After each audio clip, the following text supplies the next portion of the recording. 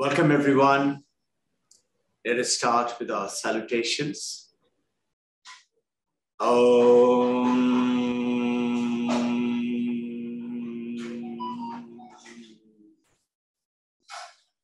Asato ma satgamaya,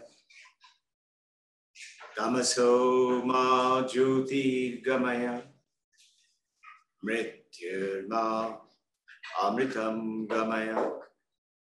Om Shanti, Shanti, Shanti. In the Vedantic language, we pray to the Supreme Mother of the Universe, to Brahman, to saints of all religion, to gurus of all religion. Paramahansa Yogananda, Yukteswar Giri Lahiri Mahasaya, Sri Sri Swami Vivekananda, Holy Mother, Paramahansa Ramakrishna. We pray to all to hold our hand and take us across from unreal to real. Make us realize what is real in this world and what is not. Take us from darkness of ignorance to wisdom of light and understanding, and remove all suffering, all sicknesses and disease and poverty and misery and detrimental conditions of life. Take us from death to immortality. Om, peace, peace, peace. Welcome everyone. Good to be back in once again a Vedantic session. In this infinite world, today we are amalgamating all religion into one, understanding through how simple processes of Shravanam in Sanskrit means listening, assimilating, Mananam meaning understanding, make that knowledge our own, and then ask questions, challenge it without accepting it for just because of faith. It must be understood and considered to be my own. And then Nididhyasanam, so the Vedantic meditation. How can we make that into a reality, into our own life? That Shravanam, that knowledge which I've heard, which I have read, that Mananam, which I've understood, reflected, read, Vedantic text, as well as my own mind through the meditation. But I have not made it as reality. It all sounds good, it sounds cool, but I don't think it is for me. I'm too small, I'm too fragile. God is up there, powerful, can do anything, and I'm so small in this little body, and COVID-19, coronavirus is all around. How can I be? That Nididhyasana, the Vedantic meditation, would take you across to make it your own. And you attain what ancient language of the Vedanta talked about, upper varga. Upper varga. Upper varga is the same as self-realization, is the same as moksha, it's the same as per Buddhism, bodhisattva. I know who I am.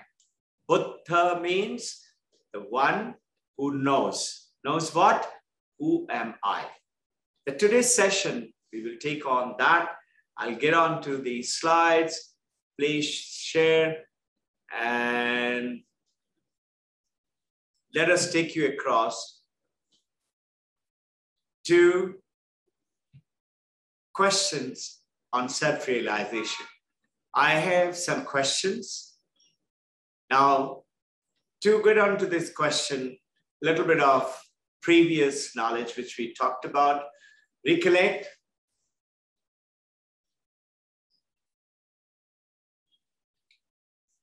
We think, who am I? I'm Robin Ghosh. That is this body, a name, and a form. This is who I am. I'm a mother, I'm a father, I'm a boy, I'm a girl. I am from this country, I'm from this religion practices. Vedanta says that is only a name and a form and a function. Sanskrit, nama, rupa, vavahara, name, form, and function.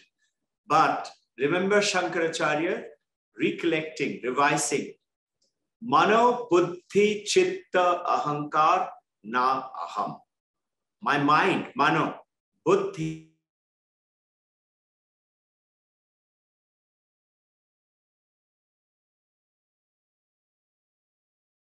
I is not me. Then who is this I? So similarly, at the earlier session which you did on the Thursday and couple of weeks,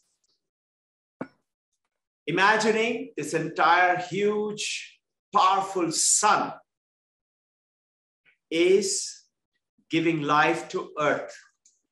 Sun is equivalent to that with which you can hear me, equivalent, a metaphor. You can see me through the camera lenses, you can hear me, you can see, touch, experience the world, have relationship, enjoy fun, money, or suffering, or sadness, or sickness. That, what is that? Is the, if you are unconscious, if you're in coma, the whole world vanishes for you. If I am in coma, I can't experience the world. I can't experience anything. Tiny bit of something still stays. But if I'm dead, only this body stays. Body doesn't vanish, but something vanishes from me. And that is called consciousness. Consciousness, as per Vedanta, is Chetana, consciousness.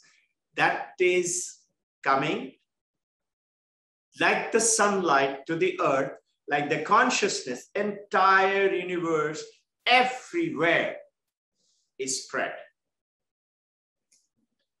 You may, in the practices of various religious practices, religion means a way of life, religious. So in Islam, you do in such a way. In Christianity, you do practices in such a way. In Hinduism, you do practices in such a way. In Buddhism, you do practices in such a way. But they're all rotating around that understanding and taking to Apavarga. Buddhism is Bodhisattva or self-realization or Moksha or Nirvana, call it by any name. It's that journey. Sunlight falling onto the earth. Quick recollections. Sun falling on, let's say, stone. Sun gives light and heat. Stone is getting heated up. It is also lit by the sun. You have some buckets of water in the garden. Let's say 15 buckets. It has got water in it. The sun is heating the water, but in addition to the heating of the water, you also see a little sun in the water. That you don't see in the stone, and the rock, in the mountain, in inanimate objects. But jiva, or life, is like that little sun, which is called fine body. Physical body is this body. Then there is Sukshma Sharira in Sanskrit, fine body. And then there is astral body, three body, Karana Sharira. So, physical body, fine body, and astral body, three body. The physical body and death stays dead, but the Sukshma Sharira, that is that fine body, leaves. Fine body goes away as per the Vedanta with mind, with intellect, with memory, and with ego. It goes away like a bubble and leaves this body as dead. When I'm looking at the sun falling on the water, it has got a little sun. That is called a jiva, or it's a life form. The reflection of the consciousness, here the simile, the sun, is you can see it. When the bucket gets old, it's cracked. Supposing I am old, the body is not going on. What does the gardener do? Gardener takes that bucket, puts the water into a new bucket. As per ancient Vedanta, this is called the cycles of life. The old bucket is thrown off. The old body goes away. Many religion believes, almost every religion, that there is a life after death. There is a life. There is, whether you go to hell or you go to heaven, or if you've done good work and you've done right work with God, Allah, Christ, Krishna, Divine Mother, you go and live a good life. This is afterlife. And some religion calls there is birth and rebirth and birth and rebirth. Come again and again. Three religions do not believe in rebirth. We are not getting into the religious practices. Let everybody continue, because all religious practices are good and all religion practices will take you to the goal if you follow it with those basic qualities called truth, called purity of life, and live life for other people. Live life with little meditation every day, which is Nididhyasana, which we talked about. Now, what happens when you get enlightened? You saw, you understood, rock is got no life because it doesn't reflect the sun. But the water does, or the river does, or a pond does, or an ocean does. So that's a life form, just a simile to understand it. What happens when you get enlightened? Is the question come today related to that. So I'm revising on that. So let us say the earth falling on the sun, ray falling on the moon. Moon reflects to the earth, and I see a beautiful full moon night. I see the earth with that moonlight. Because being educated, I know that this moonlight doesn't belong to the moon. It belongs to sun. But we generally don't look at it that way, don't understand it, don't think of it that way. We say it's the moonlight. We don't think about and connect it with the sun. This is what is happening to you and me. We have forgotten about that consciousness. And we see this is body, name, and form. And this is who we are. And because of which we have cravings, we have desires, and we have sufferings. So now, moon light falling on the earth, I can see things at night. In the daytime, sun falling directly to the earth. At night, what happens in the enlightenment? Enlightenment is the time when moon is what? Moon is a symbol of the mind. And this earth is the symbol of the physical thing, like the body, like the earth, the mountain and the rocks and the things that we see. Sun is the consciousness. Consciousness, moon is the mind, earth is the physical things around. Mind is enlightened by the consciousness. So I want to see a rose. How do I see the rose? Rose doesn't come and enter my eye. So explaining, light falls on the rose. Then the light comes and enters the cornea of my eye. And beautifully, it converts from light into an image and goes in through the optical nerve. Like tiny sparks of electricity.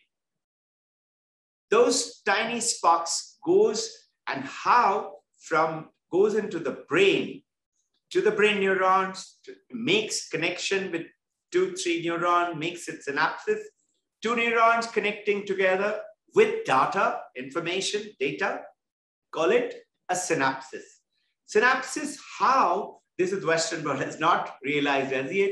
Vedanta has been talking for thousands of years. Sends a message to the mind, how they don't know. Mind suddenly receives an image of a rose and the fragrance of a rose with the 5 senses. So the body with the 5 senses through the brain, through the mind is enjoying the world. But it cannot be possible if that consciousness is not illuminating the mind. This illumination of the mind is what we talked about a little while ago. That consciousness is the sun, mind is the moon, and this world outside is the earth. What happens in the eclipse? Eclipse at the time is the apavarga or moksha or Buddhist or self-enlightenment. Eclipse, meaning the moon comes between the sun and the earth, obscures the sun and moon turns itself to the sun, not throwing light back into the earth anymore. It goes back into the sun. First, we know that that light which the moon is reflecting is not the moon's light. It is the sun's light. And second, I cannot say that the moon is throwing the light back into the sun to light up the sun. Absurd. Sun is 1,000,000 times more powerful, and that light itself is belong to sun only. So when nirvana moksha takes place, is the moon turns itself to the sun, meaning moon turns it back to this physical world. This world means nothing. Now, if you look at carefully, great scientists, scholars, spiritual leaders, our Jesus Christ, Buddha, Muhammad, Paramahansa, Vivekananda, Shankaracharya, they all great masters of all religion. They lived in this earth, but they had a detachment. Also, you talk about Leonardo da Vinci, Isaac Newton, Einstein, Copernicus. What did Copernicus do? He totally forgot that he is taking a bath, and he discovered the buoyancy and went running, eureka, eureka. Meaning, totally oblivious of the world outside. This is what happens. So then, the moon's light is not, and the earth is cut off. Though, just like the wave in an ocean, recollecting, the waves, like you and me, we think we are the wave. We think we are the jivas, we are the life form. We are Robin Ghosh, wave in that infinite ocean. But water is there on wave. You say correct. It's a wrong statement. Water cannot be in the wave. You say, what do you mean? Of course, water is in the wave. Understand it, refreshing. Water is in this glass. I can take the water away, glass will remain. Can I take the water away from the wave? Will the wave remain? No. So it is not the wave has water in it. It is the water itself has become the wave. In our case, the consciousness itself has become the life form, you and me. One sip. Whenever you see water, you feel like drinking, no?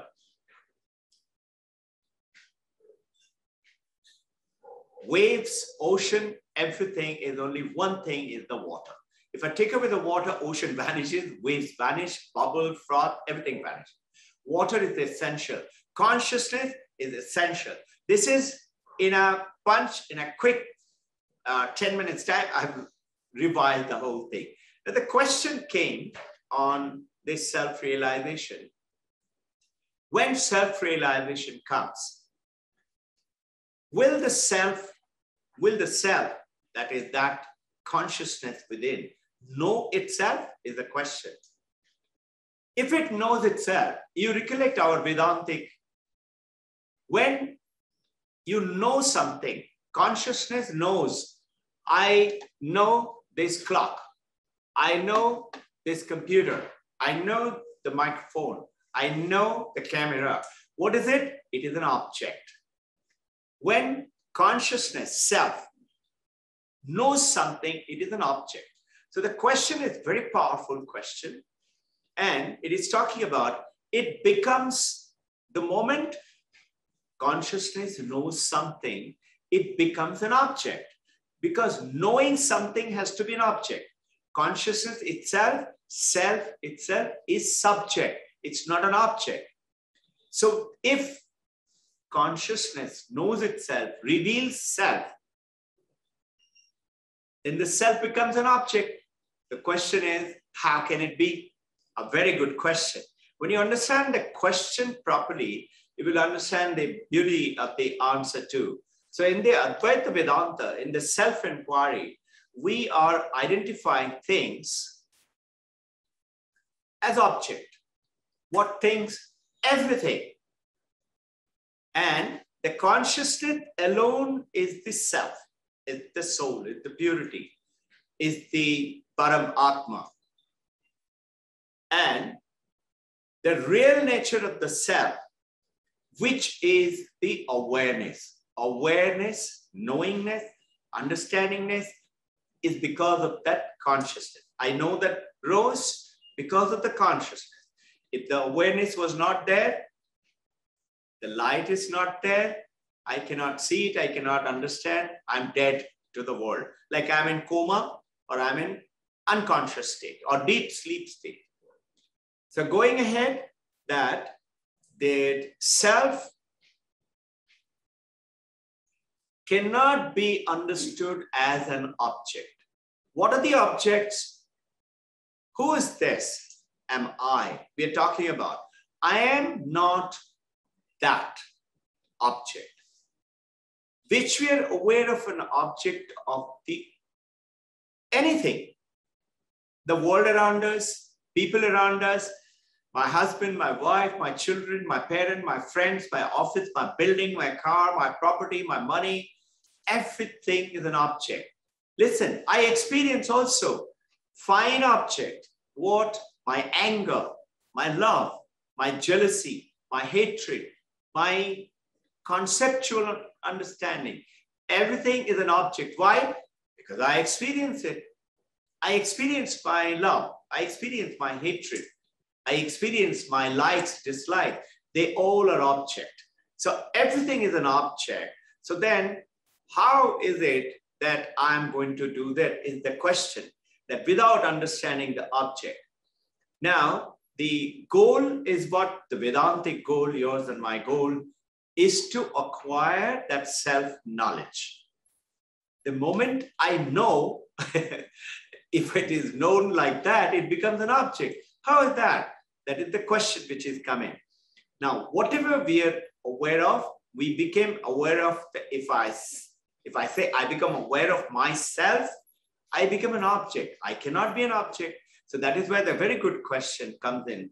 The self-awareness is not like this in the world outside. Not known, knowing something as an object in the usual sense is through the mind and the senses. Now, these subtle objects, talked about the emotions and the desires and the feeling and thoughts and memories, and beyond this is the, also when you go on to deep sleep state, blankness. In deep meditation, we go into a kind of a state of blankness. That is also an object because you experience it. And when you come out and you say everything went blank, you do say that, don't you? That is also an object. So that is not self. So many a time, that is why I often say that Do not stay idle in that blankness. The true meditation is not getting into the blank state, but being fully active, fully known, but becoming the conscious with a total focus, concentration. We'll come into that.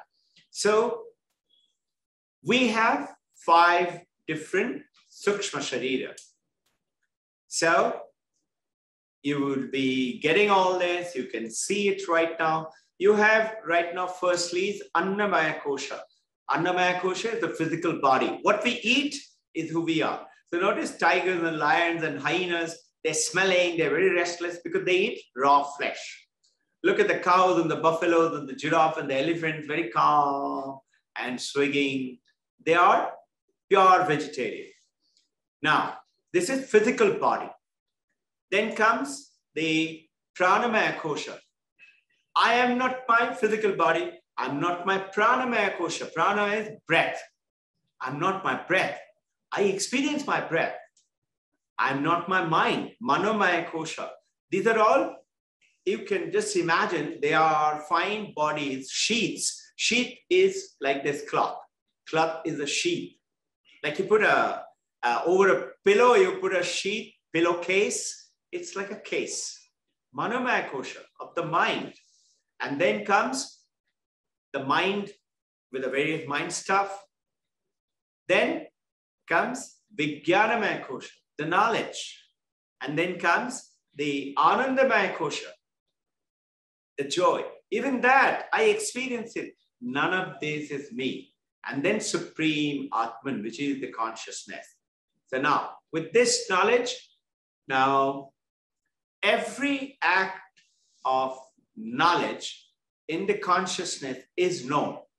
Example, let's say, understand it slightly differently now. I know this clock. I know this computer. I know this camera. Look, I know this clock. How? I know it now. Look at it slightly differently. I know it because of its shape and the object. How do I know it?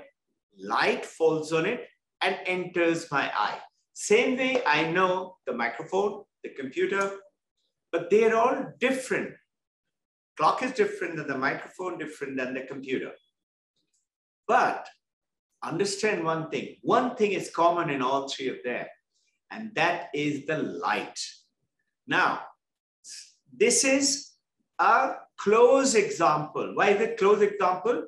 Because actually, if I'm trying to compare it correctly, it cannot be done because there is no comparison to the consciousness. Why? Light is not? No, because light itself is also an object. We experience light, no? So it is a close comparison for us to easily understand now.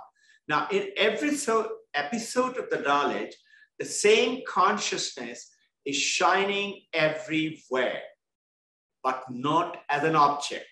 How do we understand that? Then you will understand the question. Everything we understand, we realize becomes an object. So what is the question? The gentleman from Germany has asked this question. It's a very good question. The moment I know it, it becomes an object. How can be the consciousness? Because consciousness then becomes an object, which is not true. How? Understand it. I can touch with this finger, this clock. I can touch my hand. I can touch this cloth with the finger tip. Think, a very deep understanding. Can I touch with this finger, this fingertip itself? Can I touch this fingertip by this fingertip? I can't. I can touch with this fingertip, this thumb, or another, or this finger, or this finger, or this cloth. This fingertip cannot touch by itself. Another example. Have you noticed this eye sees everything? But have you ever realized, we have gone over this before, recollection, the eye cannot see it itself. Is that not correct? I can see itself. I can see in the mirror. No, you are not seeing the I in the mirror. You're seeing the image, reflection of the I, isn't it? I cannot see itself. This fingertip cannot touch itself. Same way, the consciousness cannot be experienced itself. But what happens during the immortality, Apavarga, Kaivalya, Atmadarshan, you become the consciousness. So what happens is like the wave, a very good example, came to my mind straight away. In the ocean, Robin Ghosh wave is playing around, like all of us, in this family, in this world, we're playing around. I'm a wave, and so there are thousands of waves. I'm playing around with my friends, with my family, with my husband, wife, children, friends, people. Suddenly my friend says, hey, Robin Ghosh, can you see that dark line there? I'm a wave in an ocean, Pacific Ocean, Indian Ocean, any. I said, yeah, what is that line? He said, that line is the shoreline. Shoreline? What happened there? I don't know. He said, you don't know? I said, no. He said, if you go there, you are going there, you will die there. I said, die? What is die? He said, you don't know? I said, no. He said, you will not be a wave anymore. I said, what? What nonsense? I am a wave. How can I not be a wave anymore? He said, you will not be a wave. I said, really? What will I become? He says, you will become water. I said, shut up. I don't believe you. He says, yes, you touch yourself, touch in the top, touch at the bottom, touch in the side, touch inside. You're water and water everywhere. I said, no, I'm not water. I'm wave. So you and I say what? I'm not consciousness. I am the body, name and form. That's who I am. I take care of my body and name and form and reputation and respect and what people think of me and fame. And I acquire things for this body and the comfort. Isn't it? Money and property and make myself and do up and clothes and stuff like that. I said, I don't believe you. So my friend says, what a fool. I don't want to play with you. He goes away. And then comes my other friend, who's a Vedanta friend. I like him. He's a calm, good guy, very knowledgeable. He comes and says, hey, Robin Ghosh, why are you looking so sad? I said, this guy just now told me I'm going there to the shore and I'm going to die there. My Vedanta friend says, that is true. Everybody dies. All waves go there and become. He said, I'll become water. He said, that is also true. I said, really? Really? He said, yes, you touch yourself anywhere, you are water. I said, but I don't want to die. He said, that is possible. I said, really? What do I have to do? He says, become still. Become silent. Don't move. Don't make noise. Waves do what? Roaring, slamming onto the shore, becoming water, going back, becoming a wave again. There's the life goes on and the ocean of life. In our simile, ocean to you and me. I said, what will happen if I become still and silent? He said, try. So imagine Robin Ghosh becomes still and silent in the ocean. Robin Ghosh, that content of the water, becomes one with the whole ocean. You cannot say this part of the water of the ocean was Robin Ghosh. You cannot discriminate. It becomes one. One with the entire ocean. It has two benefits. The moment I become one with the ocean, I have the depth of the entire ocean. Earlier, my depth was only the depth of the wave. Small wave, big wave, tsunami wave, bubble, froth, depending on my dimension. The moment I become one, whether I was a bubble or a medium wave or a small wave or a tsunami wave, I become one with the ocean. We all become one. And I have the depth of the ocean. 20,000 feet of the ocean is mine now. And not only the depth, from this end of the ocean to that end of the ocean, to that end of the ocean, to this end of the ocean. everything becomes one, and that is me. And that me is that one consciousness, which is that one water. Now, when I attain that upper varga, self-enlightenment, is I become aware I am water. Same way, when you become aware of the self-knowledge, you are aware that who you are. Now, if I become a wave again, like the avatars, prophets keep coming into this earth, in the Abraham religion, the first prophet to the last is Muhammad. They all were prophets. The last of the Abrahamic prophet was Muhammad. The other prophets are there in other religions coming, like Islam recognizes Jesus Christ, recognizes like that many. Supposing a prophet comes back, meaning the wave, the water becomes the wave again. But now there's a difference. Now the prophet, as the prophet, knows I am water. I'm playing the role of the wave. So he is detached from playing or merrymaking or playing for the sake of acting, but always there is a detachment. So notice this is what happens also to the great scientists, literatures, artists, writers, spiritual leaders. They are in the family, the world, the samsara in Hindi, but they're detached from the world. At the same time, they're playing the 100% role of that consciousness.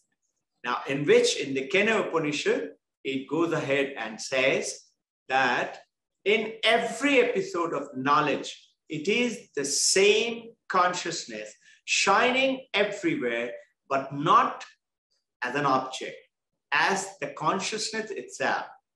So in the self-revelation, in this called Swaprakasha, like the sun, moonlight cannot, you remember we used to play, I often talk about it, in the school days, we used to carry little tiffin or breakfast snacks in a stainless steel box. We used to carry and we used to finish eating, and then we still have 10-15 minutes time. So we will reflect the sunlight through the stainless steel into some friend's eyes and something, and they will look like that and saying, who's shining? And they will shine back. I am same consciousness light. I'm playing with the stainless steel box lid. Can I reflect that and turn into the sun and say, I'm lighting up the sun with that? Absurd. Can I show a torch to point at the sun or point at night at the moon? Absurd. It's a tiny light. I cannot use the candle to show the sun. So same way, we are small jivas. We are understanding in that philosophy is the sun or the consciousness, a simile example. So consciousness is everything, is self-luminant. It doesn't need anything. It is by itself. Similarly, it knows itself. Swaprakasha, it knows itself. You come to know. The prophets know themselves that I am the water. So what is common in the light falling on various things is common. The clock, the microphone, the computer, the light is common. Consciousness is common in everybody's life. And this is when we realize that this is called in many religions, seeing God in everything, especially dualistic religion, Krishna, Divine Mother, God, temple, church. We say we see God in everyone. And what does the prophet say? Sees water in every wave, sees the consciousness. So this is called what we just finished covering, oneness. Oneness. There is only oneness, not separatedness. Separatedness is, I am this body, name and form. I'm a man, I'm a woman, I'm different from you. Don't touch me. No? That's separatedness. That creates suffering. That brings misery. That brings selfishness. The moment oneness comes in, I give away everything. So what happens? The moment I give away, I get more. There is no shortage of water. When the earth started and today, compared to when the earth started and today, how much of water is there on earth today compared to when the earth started? Is it more? Is it less? Or is it same? Most people will say it is less because we keep talking about water shortage, water shortage. If you read the World Book Encyclopedia, W volume, water is a beautiful statement. The water that you drank just now may have been the water that you took bath in 30 days ago, or Alexander the Great drank it 2,000 years ago. It's the same water. It's the same water the prophets understand. It's the same consciousness.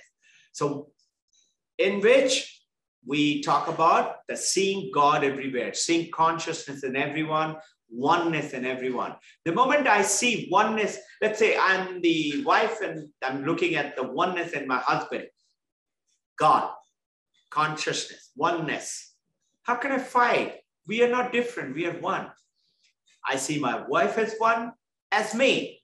And I tell myself, do not find fault with other people.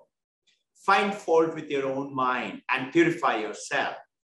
So in Keno Upanishad, it goes ahead and says, Pratibodhanam viditattadam amritattam hirandakam. Understanding in every recognition when consciousness reveals itself. Light revealed itself on the clock, on the microphone, in the computer. Is it complicated? No, just reflect on it. This is what it meant. Shravanam, listening, reading, mananam, reading further, doing self-study, reflection, asking a question, challenging it. And then nididhyasanam. I have listened to it, I've understood it, but it is still not becoming my own. I don't think really, can it be? In nididhyasanam, Vedantic meditation, it becomes your own. And you realize you are the same free consciousness everywhere. And in Sanskrit, in Vedanta, it is called Jivan Mukta. You are free in life. You're free. You're not. That's called the freedom in Vedanta. The next question came to me. I'm going into the next one. That how to develop detachment on this material world. Is a beautiful statement given by the Guru of Swami Vivekananda, Paramahamsa Ramakrishna. He said, you don't have to give it up. How?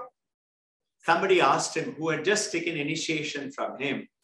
That means now I should give up meat, fish, chicken, egg, and eat only pure vegetarian food? So Paramahamsa Ramakrishna asked him, why? He said, no, I've taken initiation. Now I'm going to do spiritual practices. I should not eat them, no? He said, why? Is meat, fish, chicken, egg more powerful than what I have taught you? And then he goes on to add for a better understanding. He said, don't worry. When the time is right, as you practicing, they will, the meat and the fish and the chicken and the egg will leave you and run away from you if it is not good, if it is required for you to give it up. So look at it, the consciousness apply. Everything is one. It is also true, like the example I gave you right at the beginning, then when you eat a different kind of the pranamaya kosha, and before that annamaya kosha, there is a famous Hollywood actress, an Italian lady, very pretty, and recently, just about 70, 80 years ago, she was asked by the journalist, what gave you this beauty? You're so beautiful. And she was just having a little snack. And she smiled and she was eating pasta. She said, this pasta is the reason for my beauty. Meaning, it's a similar thing. What you eat is what you become. It is true. So many spiritual practices tell you to constrain and restrain from balancing the eating habits. So bring about a balance, and your teacher, your guru, with constant discussions, will continue to breathe in. But Paramahansa Ramakrishna goes ahead and says something beautiful and very powerful. He says, when you go for bigger goals, spiritual goals, understanding consciousness, self-realization, apavarga, moksha, it means you're traveling towards east. Traveling towards east symbolically, the sun rises in the east, no? But sun doesn't rise. Sun is there only, it's the earth which rotates. But apparently you're traveling towards east. When you travel towards east, the west falls behind. I have one beautiful realization. One understanding is very simple, which is the first understanding, which is not the realization I'm talking about. I'll just touch upon it. But the first realization, the more you go towards the east, the west falls behind. West is what? Attachment, money, property, sensual enjoyment, and party and function and noise and etc. Automatically, you start to become calmer and calmer. That is why Nididhyasana. Okay? The other realization I had, the more you go to east and continue to go to east, have you realized? Supposing I go to Japan from India and I continue to go and I go past Australia and I go past back into America and Africa. I'm coming back to that so-called the earthly landmark of the West. In other words, the more you go, have you realized today the Western world, understand this realization which I had, the Western world is falling all over understanding Vedantic language. I'm traveling east with my Vedanta language. West is falling behind, but eventually with my knowledge, I'm going into the West. So in Harvard, if you Google, the School of Divinity is studying Vedanta. In Oxford, both UK as well as US, is studying. In New York, it's called Mind-Brain Consciousness Unit by Professor David Chalmers. He's an Australian, but he's the head of the New York, this organization called in NYU, New York University, Mind-Brain Consciousness Unit. So notice they're all studying this. What is this consciousness? So there's a beautiful book by David Chalmers, pretty expensive, very powerful, very nice. It's called Hard Facts of Consciousness. And this is what we've been talking about. So you do not have to fight to give it up. Another understanding came about. Milk mixes easily with the water. But if you make curd out of that milk, curd is set now, and you churn the curd, like the ancient, many countries, we make it. You make butter out of that curd now by churning it. Now, Krishna used to do it. Makhan Chor, India Krishna. And the butter now is come out. Now, notice, I can take that water and that butter and put it in the water. It will not mix. It's the same milk and become butter. So the same life, Jiva, has become Paramatma, consciousness, or a prophet, or self-realized Buddha. What does Buddha means? When Buddha was asked, what are you? Not who are you? What are you? By a shepherd boy going from Banaras. He was walking down the road. He just smiled. He said, what are you? Are you God? Because he was glowing with light. He just smiled. He moved his head. He said, are you a saint? He moved his. Are you an angel? He moved his head. said, then what are you? He said, I am the awakened one. Awakened one is Buddha. And you notice everywhere when you write Buddha, you don't write just Buddha. The correct form way to express it, the Buddha, the one who understood. Going into the spiritual life is the goal of the realization. I will touch upon a little bit on the, there is another question came. How is moksha defined in Vedanta? Is it moksha, realization, what we talk? Is it freedom from suffering or freedom from life and death? I will touch upon it in detail, but time constraint, we have just 10 minutes left, little time. I'll touch upon a little bit on the meditation, but the straight answer, both. Moksha is freedom from life and death, and it's freedom from suffering.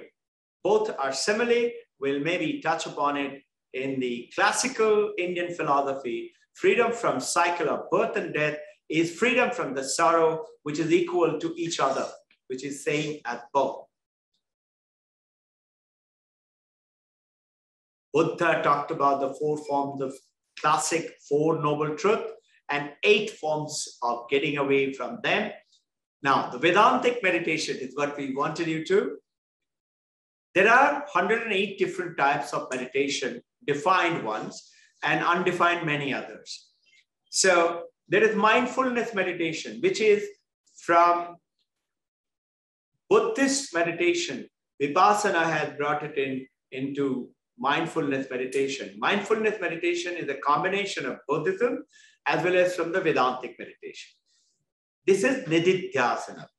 In this, you have to have, before the meditation comes in, as per Patanjali Yoga Sutra, which is Yoga Sutra, you have to do Ayama, Niyama, Asana, Pranayama, Pratyahara, Dharana, Dhyana.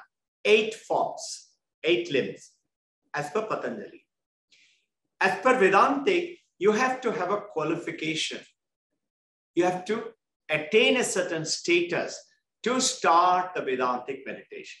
It doesn't mean you have to wait for now next 10 years or next 10 months or 10 days. No, you can start right now today. But start the journey of that called 4-fold, sadhana chatushta, 4-fold. In the first is viveka, knowing what is real, what is not real.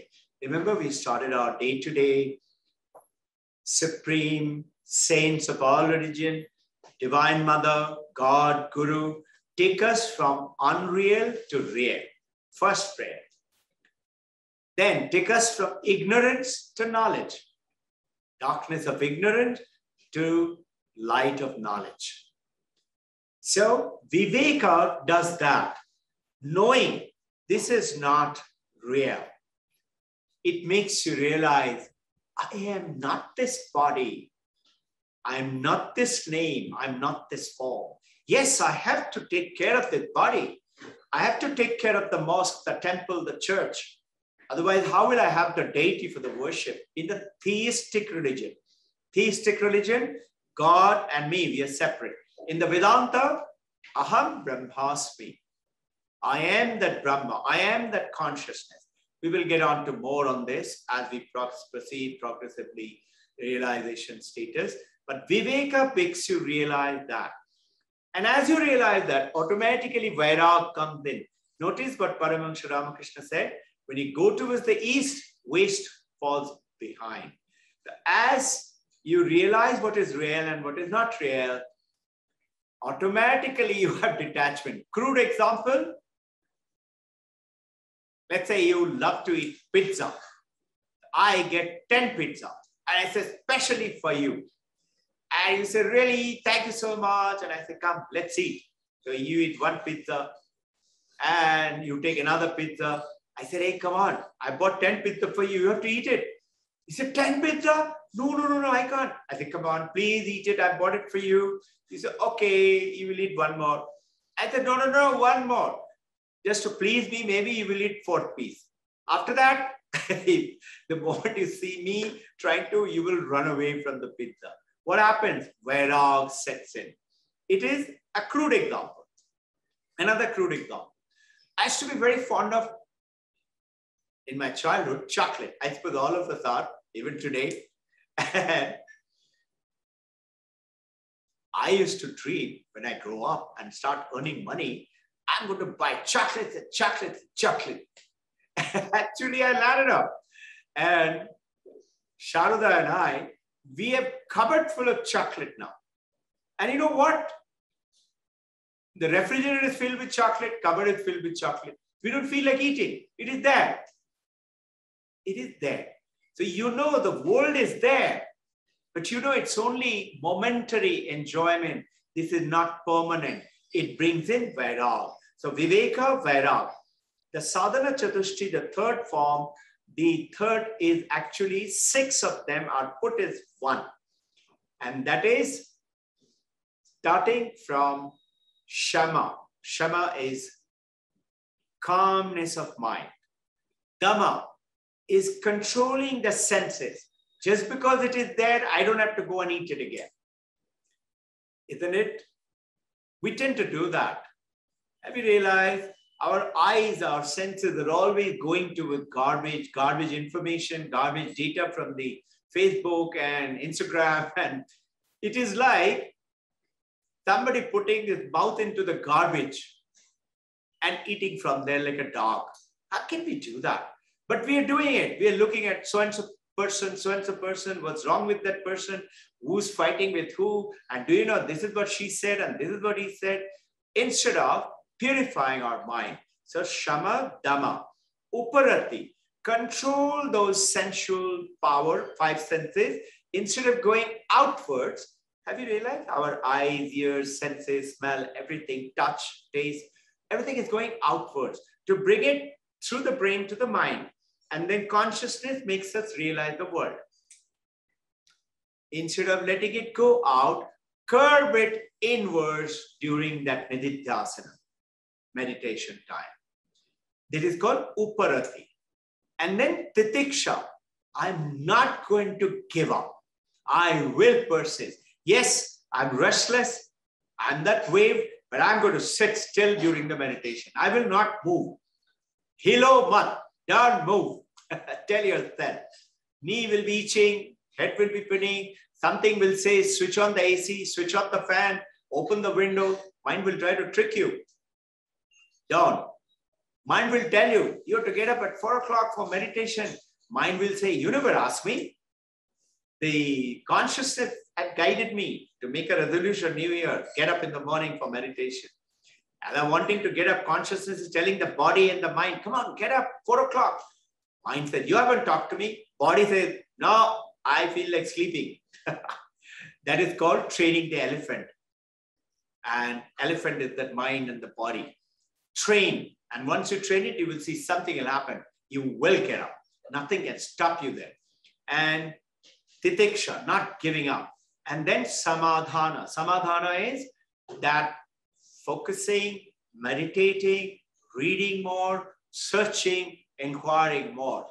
And then shraddha, very important, most powerful, I would say, is respect. Respect for the message of the Vedanta. Respect for the message of the teacher. Respect for your own self. Respect for every object that you see, with life, without life. This computer, I shouldn't just flick it. This shawl, I shouldn't just crumple it and dump it and let somebody else fold it and keep it. No. So I should take care. Let's say, you know, I often give this example. It's 12 o'clock. I have made a beautiful design jacket, Western jacket, suit. Fits me very well. I take care of it. When I take it off, I brush it, I put it in the hanger and keep it properly. And I have another jacket, which also fits me very well. And it has got a matching gloves and matching socks. That's my skin. I take care of that also. But just like that Western jacket, which I made a designer jacket, is not me. This skin, which fits me very well, is also not me. But I am in that. I utilize that mind and the body like an apps. So with this understanding, samadhana, shraddha, and then mumukshattam, mumukshattam, mumukshattam. They're the basic fourfold sadhana chatushti toward the journey. We must fulfill them. And towards that, today, we'll just touch upon it. Next one, we will do a deeper meditation alone. But start with this in the Vedantic meditation. Upright posture, sitting straight, but not like a dried up tree. It should be sukha, should be pleasant, should be happy, joyful state. The chin should be straight up, maybe parallel, maybe little up, not down. If I put my chin down, try it out quietly, sit with the head down, you will see all kind of dirty thought, funny thought, junk thought will come to your mind. If you put your mind parallel to the ground, you will find all the practical things to do, chores to do will come to your mind. And if you put your mind up a little bit, you will see a divine kind of a light, something will come to your eye, good thoughts will come. So chin, posture, body posture, sit in the traditional cross-legged position. Some people can't sit on the floor, sit on the chair, but be very careful. Why? Because when you get into deeper and deeper meditation, you may fall off. So sit preferably on the floor, but not more than 2 inches high. Sitting on a cushion or something, not more than 2 inches. Sit on that position and sit at a particular place every time, every day, preferably facing, northeast or north or east. Sitting postures, do not do this immediately after eating. You should first thing in the morning, wash up, clean up, don't have to take a bath or something. Sit facing northeast, east or north. Northeast is perfect. Have one pious corner, keep that corner clean. The asana, the carpet on which you're going to sit, should be one for your prayers and meditation. One, do not share it with anyone. Though if you've got a huge carpet and everybody's sitting on it, that's all right. But your area should be clean. Preferably have one small prayer carpet for yourself. And keep it rolled up for yourself only. Don't mix it with others. Others' energy will come into it. It will disturb your meditation. Now, breathing in. Ancient masters discovered Sa se Hanuman hai. The breath is the power of the Hanumanji, monkey god. Powerful. Rama couldn't cross the ocean. But Hanumanji just said in Ramayana, remember? Jai Ram, and he went across. So that power is there in the breath. When you get very excited, angry, have you noticed you and I breathe so rapidly?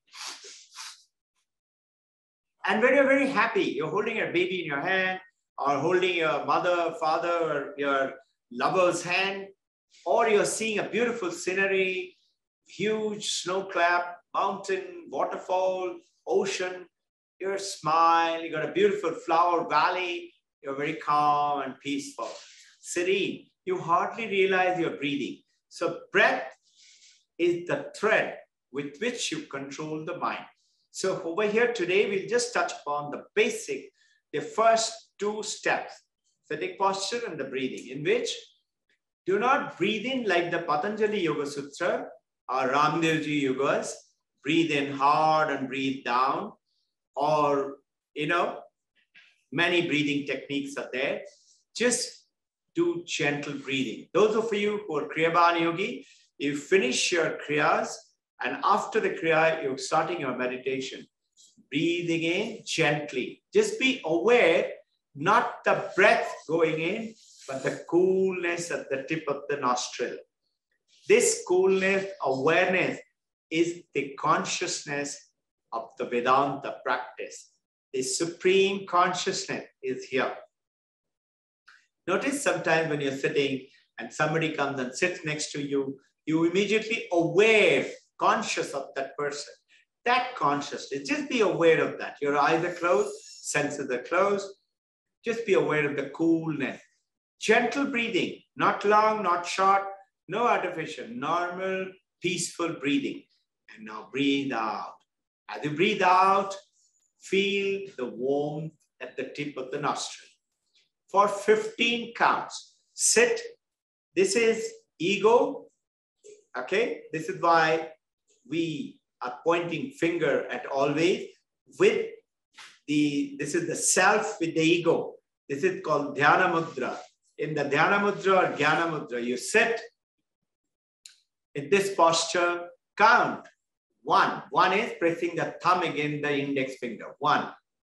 Index finger pressing, this is 2. This is Vedantic counting. 3, 4, 5, 6, 7, 8, 9, 10, 11, 12, 13, 14, 15. 15 counts. Just 15 count. Feel that, be aware for 15 count. You will realize you don't have to be conscious of the counting. It will automatically happen after the first, second practice itself.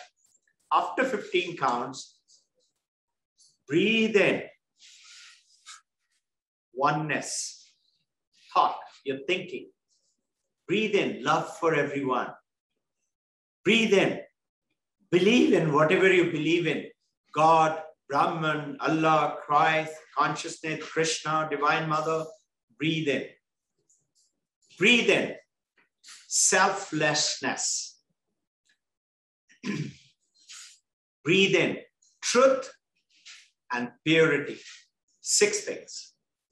Just breathe in. Just imagine thinking as you're breathing in. You're making them your own. And as you breathe out, lies, telling lies. Not even in a joke, a Vedantist should tell a lie. 12 years, if you live without telling a lie, as per Vedanta, every word you speak, as per Vedanta, Brahman, God, Divine Mother itself will come and make it happen. It will come true just because you have spoken. Why? Because you don't tell lies. God has to make it happen now. Okay? So breathe out lies, breathe out lethargy. Alas in Hindi. Breathe out separatedness. I'm not this name, body, and the form. Breathe out. Whatever you're breathing out, you don't like it. Hatred, anger, jealousy, greed, finding faults with people. Don't find fault with people.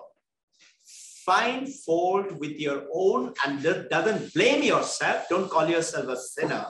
It is a sin to call yourself a sinner. You're not a sinner. Yes, your mind may have. You purify them. That's the journey. And after that, being still. So breathing in, feeling cool. Breathing out, feeling warm. 15 counts. After that, 15 counts more. Breathe in all the beautiful thing that you would love to have. You may include money, property, good relationship, good knowledge, education. You may include material things. No problem. Slowly you will see. When you have them, it will automatically fall out from you. And breathe out all the garbage that you don't want and you think is not good. And then after this 15 and 15, sit for only 15 minutes. Still. No movement. Being still. Mind will tell to scratch something, knee paining, something will happen. In case it pains, in the initial stage, you may, without opening your eyes, just open the leg a little bit. As it releases within few seconds, 5, 6 seconds, put it back again and be still. Soon enough, you will see, as you get detached, as the mind gets to get detached, you go beyond the mind. You will find you'll forget about your body. And you're attaining that oneness in the journey. It may take 10 years, 20 years. It may be 6 months, 6 years, 1 year. Many of you are very advanced. Many of us, we do not know what is our past life practice. So establish the practice. With which I close today. Should you have any question before I sing the closing prayer, you may go ahead and ask any question if you have. Any question? Incredible.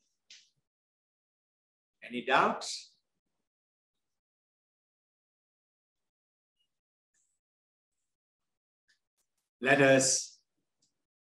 I love receiving your questions. Please write, please send it either by WhatsApp or by email. You're welcome. Questioning and not just waiting to listen to the answer to my question. Everybody's question is a very powerful question and they give you a tremendous knowledge. I'm learning so much every day from the studying of questions of yours and generating the answers, getting cleansing up yourself. Milk is becoming butter. So it's good to listen to the questions and answer. That is called mananam. Very powerful process.